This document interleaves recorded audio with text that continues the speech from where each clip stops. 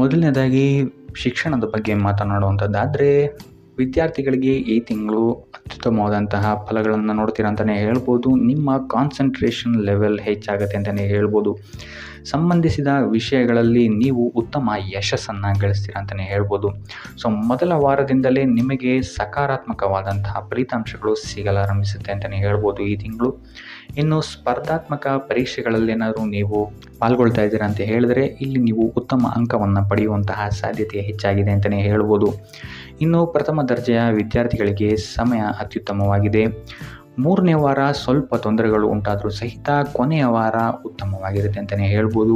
ಇನ್ನು ಇಂಜಿನಿಯರಿಂಗ್ ಅಥವಾ ಕಲಾತ್ಮಕ ಕ್ಷೇತ್ರದಲ್ಲಿ ಓದ್ತಾ ಇರುವಂತಹ ವಿದ್ಯಾರ್ಥಿಗಳಿಗೂ ಸಹಿತ ಈ ತಿಂಗಳು ಉತ್ತಮವಾದಂತಹ ಫಲಗಳನ್ನು ನೋಡ್ತೀರಾ ಅಂತಲೇ ಹೇಳ್ಬೋದು. ಒಟ್ಟಾರೆಯಾಗಿ ವಿದ್ಯಾರ್ಥಿಗಳಿಗೆ ಈ ತಿಂಗಳು ಪಾಸಿಟಿವ್ ರಿಸಲ್ಟ್ಸ್ಗಳೇ ಹೆಚ್ಚಾಗಿ ಸಿಗುತ್ತೆ ಅಂತಲೇ ಹೇಳ್ಬೋದು. ಇನ್ನು ಕುಟುಂಬ ವಿಚಾರಕ್ಕೆ ಬರುವಂಥದ್ದಾದರೆ, ಕುಟುಂಬ ವಿಚಾರದಲ್ಲಿ ನಿಮ್ಮ ಮಕ್ಕಳ ಆರೋಗ್ಯದ ಬಗ್ಗೆ ಸ್ವಲ್ಪ ಎಚ್ಚರ ವಹಿಸುವಂಥದ್ದು ಉತ್ತಮವಾಗಿರುತ್ತೆ. ಇದಲ್ಲದೆ ಅವರ ಶಿಕ್ಷಣಕ್ಕೆ ಸಂಬಂಧಿಸಿದಂತೆ ಈ ತಿಂಗಳು ನಿಮಗೆ ಸ್ವಲ್ಪ ತೊಂದರೆ ಕಾಡ್ಬೋದು ಅಂತಲೇ ಹೇಳ್ಬೋದು. ಆದ್ದರಿಂದ ಅವರ ಆರೋಗ್ಯದ ಬಗ್ಗೆ ಹೆಚ್ಚು ಗಮನ ವಹಿಸುವಂಥದ್ದು ಉತ್ತಮವಾಗಿರುತ್ತೆ. ಇದಲ್ಲದೆ ನಿಮ್ಮ ವೈವಾಹಿಕ ಜೀವನದಲ್ಲೂ ಅಷ್ಟೇ ನೀವು ಸ್ವಲ್ಪ ತಾಳ್ಮೆಯನ್ನು ವಹಿಸಬೇಕಾಗತ್ತೆ. ನಿಮ್ಮ ಸಂಗಾತಿಯ ಭಾವನೆಗಳಿಗೆ ನೀವು ಸ್ವಲ್ಪ ಸ್ಪಂದಿಸಬೇಕಾಗತ್ತೆ. ಇಲ್ಲ ಅಂತ ಹೇಳಿದರೆ ನಿಮ್ಮ ಕುಟುಂಬದಲ್ಲಿ ಇದೊಂದು ಸ್ವಲ್ಪ ಬಿರುಕನ್ನು ಮೂಡಿಸಬಹುದು. ಆದ್ದರಿಂದ ನಿಮ್ಮ ವೈವಾಹಿಕ ಜೀವನದಲ್ಲಿ ಸ್ವಲ್ಪ ಉತ್ಸಾಹವನ್ನು ನೀವು ತರುವಂಥದ್ದು ಉತ್ತಮವಾಗಿರುತ್ತೆ.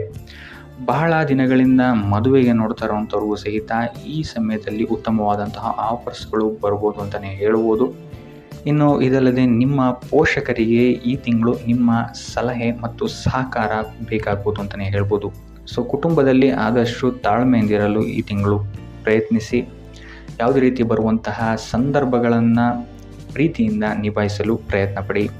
ಒಟ್ಟಾರೆಯಾಗಿ ಕುಟುಂಬ ವಿಚಾರದಲ್ಲಿ ಈ ತಿಂಗಳು ನಿಮಗೆ ಮಿಶ್ರ ಫಲ ಅಂತಲೇ ಹೇಳ್ಬೋದು. ಇನ್ನು ಆರೋಗ್ಯ ವಿಚಾರಕ್ಕೆ ಬರುವಂಥದ್ದಾದರೆ, ಆರೋಗ್ಯ ವಿಚಾರದಲ್ಲಿ ಈ ತಿಂಗಳು ನಿಮಗೆ ಸಾಮಾನ್ಯವಾಗಿರುತ್ತೆ ಅಂತಲೇ ಹೇಳ್ಬೋದು. ಆದ್ದರಿಂದ ನಿಮ್ಮ ಆಹಾರದ ಬಗ್ಗೆ ಸ್ವಲ್ಪ ಎಚ್ಚರಿಕೆ ವಹಿಸಿ. ಕರಿದ ಆಹಾರದಿಂದ ದೂರ ಇದ್ದಷ್ಟು ಒಳ್ಳೆಯದು. ಇದಲ್ಲದೆ ಇಲ್ಲಿ ನಿಮ್ಮ ಮಾನಸಿಕ ಒತ್ತಡ ಸ್ವಲ್ಪ ಹೆಚ್ಚಾಗುವಂತಹ ಸಾಧ್ಯತೆ ಇದೆ ಅಂತ ಹೇಳ್ಬೋದು. ಆದ್ದರಿಂದ ಹೆಚ್ಚು ವಿಶ್ರಾಂತಿಯನ್ನು ತಗೊಳ್ಳುವಂಥದ್ದು ಮತ್ತು ಯೋಗ ಮತ್ತು ಧ್ಯಾನವನ್ನು ಮಾಡುವಂಥದ್ದು ನಿಮಗೆ ಇಲ್ಲಿ ಸಹಕಾರಿಯಾಗಿದೆ ಅಂತಲೇ ಹೇಳ್ಬೋದು. ಇದಲ್ಲದೆ ಈ ತಿಂಗಳು ನಿಮಗೆ ಹಲ್ಲಿಗೆ ಸಂಬಂಧಿಸಿದಂತಹ ನೋವುಗಳು ಸ್ವಲ್ಪ ಬಾಧಿಸ್ಬೋದು ಅಂತಲೇ ಹೇಳ್ಬೋದು. ಇನ್ನು ನಿಮ್ಮ ಸಂಗಾತಿಯ ಆರೋಗ್ಯದ ಬಗ್ಗೆ ಸಹಿತ ನೀವಿಲ್ಲಿ ಸ್ವಲ್ಪ ಎಚ್ಚರಿಕೆಯನ್ನು ವಹಿಸಬೇಕಾಗುತ್ತೆ. ಆದರೆ ತಿಂಗಳ ಕೊನೆಯ ವಾರ ನಿಮಗಿಲ್ಲಿ ಆರೋಗ್ಯ ಪರಿಸ್ಥಿತಿಗಳು ಸುಧಾರಣೆ ಆಗುತ್ತೆ ಅಂತಲೇ ಹೇಳ್ಬೋದು. ಇನ್ನು ವೃತ್ತಿ ಜೀವನವನ್ನು ನೋಡುವಂಥದ್ದಾದರೆ, ಈ ತಿಂಗಳು ನಿಮಗೆ ನಿಮ್ಮ ಕೆಲಸ ಕಾರ್ಯಗಳಲ್ಲಿ ಸ್ವಲ್ಪ ಸವಾಲುಗಳನ್ನು ನೀವು ಎದುರಿಸಬೇಕಾಗಬಹುದು. ಆದ್ದರಿಂದ ನಿಮ್ಮ ಬುದ್ಧಿಶಕ್ತಿ ಮತ್ತು ನಿಮ್ಮ ಉತ್ತಮ ಕಾರ್ಯವೈಖರಿಯನ್ನು ಬಳಸ್ಕೊಳ್ಬೇಕಾದಂತಹ ಸಮಯ ಈ ತಿಂಗಳು ನಿಮಗೆ ಬರಬಹುದು. ಸಮಸ್ಯೆಗಳ ಬಗ್ಗೆ ಚಿಂತೆ ಮಾಡದೆ ಆದಷ್ಟು ಪರಿಹಾರದ ಬಗ್ಗೆ ಹೆಚ್ಚು ಗಮನವನ್ನು ಕೊಡುವಂಥದ್ದು ನಿಮಗಿಲ್ಲಿ ಪಾಸಿಟಿವ್ ರಿಸಲ್ಟನ್ನು ಕೊಡುತ್ತೆ ಅಂತಲೇ ಹೇಳ್ಬೋದು. ವೃತ್ತಿ ಜೀವನದಲ್ಲಿ ಆದಷ್ಟು ಸ್ಕಿಲ್ಸ್ಗಳನ್ನು ಅಪ್ಗ್ರೇಡ್ ಮಾಡ್ಕೊಳ್ಳೋಕ್ಕೆ ಟ್ರೈ ಮಾಡಿ. ಇದರಿಂದ ನಿಮಗೆ ಮುಂದೆ ಬರುವಂತಹ ಅವಕಾಶಗಳಿಗೆ ಹೆಚ್ಚು ಸಹಕಾರಿಯಾಗಿರುತ್ತೆ ಅಂತಲೇ ಹೇಳ್ಬೋದು. ಇದಲ್ಲದೆ ಕೆಲಸದ ಒತ್ತಡ ನಿಮ್ಮ ಮೇಲೆ ಹೆಚ್ಚು ಬಾಧೆಯನ್ನು ನೀಡದಂತೆ ನೋಡಿಕೊಳ್ಳಿ. ಆದಷ್ಟು ಯೋಗ ಧ್ಯಾನವನ್ನು ಮಾಡುವಂಥದ್ದು ಉತ್ತಮವಾಗಿರುತ್ತೆ. ಕೊನೆಯ 2 ವಾರಗಳು ನಿಮಗೆ ಸಕಾರಾತ್ಮಕವಾದಂತಹ ಫಲಿತಾಂಶಗಳನ್ನು ನಿಮ್ಮ ಕಾರ್ಯಕ್ಷೇತ್ರದಲ್ಲಿ ಇದು ಒದಗಿಸುತ್ತೆ ಅಂತಲೇ ಹೇಳ್ಬೋದು. ಇನ್ನು ಉದ್ಯೋಗ ಏನಾದರೂ ಬದಲಾಯಿಸಬೇಕು ಅಂತಿದ್ರೆ ಅಥವಾ ಹೊಸ ಉದ್ಯೋಗವನ್ನೇನಾದರೂ ನೀವು ಹುಡುಕ್ತಾ ಇದ್ದೀರಾ ಅಂತ ಹೇಳಿದ್ರೆ, ನಿರೀಕ್ಷಿತ ಫಲಿತಾಂಶವನ್ನು ನೀವು ಪಡೆಯಲು ಹೆಚ್ಚು ಶ್ರಮವನ್ನು ಹಾಕಬೇಕಾಗ್ಬೋದು ಈ ತಿಂಗಳು. ಆದ್ದರಿಂದ ವೃತ್ತಿ ಜೀವನದ ಬಗ್ಗೆ ಯಾವುದೇ ರೀತಿಯಾದಂತಹ ಆತುರದ ನಿರ್ಧಾರಗಳನ್ನು ಈ ತಿಂಗಳು ತಗೊಳ್ಳೋಕ್ಕೆ ಹೋಗಬೇಡಿ. ಆದಷ್ಟು ನಿಮ್ಮ ಗುರು ಹಿರಿಯರ ಸಲಹೆ ಮತ್ತು ಸಹಕಾರವನ್ನು ತಗೊಳ್ಳುವಂಥದ್ದು ಉತ್ತಮವಾಗಿರುತ್ತೆ. ಇನ್ನು ಹಣಕಾಸಿನ ವಿಚಾರಕ್ಕೆ ಬರುವಂಥದ್ದಾದರೆ, ಹಣಕಾಸಿನ ವಿಚಾರದಲ್ಲಿ ಈ ತಿಂಗಳು ನಿಮಗೆ ಮಿಶ್ರ ಫಲ ಅಂತಲೇ ಹೇಳ್ಬೋದು. ಈ ತಿಂಗಳು ನಿಮಗೆ ಎಷ್ಟು ಆದಾಯ ಬರುತ್ತೆ ಅಷ್ಟೇ ಖರ್ಚು ಸಹಿತ ಹೆಚ್ಚಾಗುತ್ತೆ ಅಂತಲೇ ಹೇಳ್ಬೋದು. ಆದ್ದರಿಂದ ನಿಮ್ಮ ಖರ್ಚಿನ ಬಗ್ಗೆ ಹೆಚ್ಚು ಗಮನ ಇಡುವಂಥದ್ದು ಉತ್ತಮವಾಗಿರುತ್ತೆ ಈ ತಿಂಗಳು ನಿಮಗೆ ಹೆಚ್ಚಾಗಿ ಆರೋಗ್ಯದ ಮೇಲೆ ಹೆಚ್ಚು ಖರ್ಚಾಗುವಂತಹ ಸಾಧ್ಯತೆ ಇದೆ ಅಂತಲೇ ಹೇಳ್ಬೋದು. ಇದಲ್ಲದೆ ಐಷಾರಾಮಿ ವಸ್ತುಗಳಿಗೂ ಸಹಿತ ನೀವಿಲ್ಲಿ ಹೆಚ್ಚು ಖರ್ಚನ್ನು ಮಾಡಬೇಕಾಗ್ಬೋದು ಅಂತಲೇ ಹೇಳ್ಬೋದು.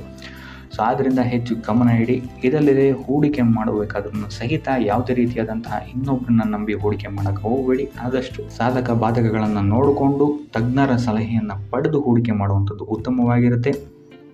ಇನ್ನು ವ್ಯಾಪಾರಿಗಳು ಮತ್ತು ಸ್ವಯಂ ಉದ್ಯೋಗಿಗಳಿಗೆ ಈ ತಿಂಗಳು ಸಾಮಾನ್ಯವಾಗಿರುತ್ತೆ ಅಂತಲೇ ಹೇಳ್ಬೋದು. ಆದರೆ 3ನೇ ವಾರದ ನಂತರ ನಿಮಗಿಲ್ಲಿ ಸ್ಥಿತಿಗತಿಗಳು ಸುಧಾರಣೆಯಾಗುತ್ತೆ, ನಿಮಗಿಲ್ಲಿ ಆದಾಯ ಹೆಚ್ಚಾಗುತ್ತೆ ಅಂತಲೇ ಹೇಳ್ಬೋದು. ಇನ್ನು ನೀವೇನಾದರೂ ಹೊಸ ಬಿಸ್ನೆಸ್ ಸ್ಟಾರ್ಟ್ ಮಾಡಬೇಕು ಅಂತಿದ್ರೆ ಅಥವಾ ಪಾಲುದಾರಿಕೆಯ ಉದ್ಯಮದಲ್ಲಿ ಏನಾದರೂ ಪ್ರಾರಂಭಿಸಬೇಕು ಅಂತ ಇದ್ದರೆ ಪ್ರತಿಯೊಂದು ವಿಚಾರಗಳನ್ನು ನೀವು ಗಣನೆಗೆ ತಗೊಳ್ಳುವಂಥದ್ದು ಉತ್ತಮವಾಗಿರುತ್ತೆ ಅಂತ ಹೇಳ್ಬೋದು. ಸೊ ಈ ವಿಚಾರಗಳಲ್ಲಿ ಆತುರದ ನಿರ್ಧಾರಗಳಿಂದ ಆದಷ್ಟು ದೂರ ಉಳಿಯುವಂಥದ್ದು ಉತ್ತಮವಾಗಿರುತ್ತೆ ಅಂತಲೇ ಹೇಳ್ಬೋದು.